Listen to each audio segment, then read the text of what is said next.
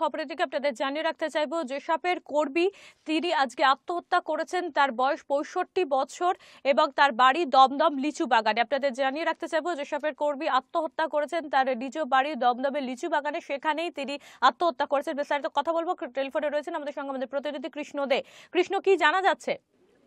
দেখো অমৃতা, আজকে সকালবেলা খবর পাওয়া গেছে দমদম লিচু বাগানে যেসবের কর্মী গোপাল ছেত্রী নামে একজন বছর ৬৫, সে কিন্তু আত্মহত্যা করেছে। কারণ দীর্ঘদিন ধরে প্রভিডেন্ট ফান্ডের টাকা কিছুই পায়নি, সেই জন্য সে আত্মহত্যা করেছে। সে কিন্তু দীর্ঘদিন ধরে অভাবের তাড়না কিন্তু সে চলছিল, যেসব বন্ধ হয়ে গেছে তারপর প্রায় ৩.৫ বছর কিন্তু সে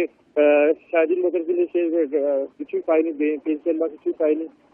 এই কারণে কিন্তু আত্মহত্যা বলে জানা গেছে।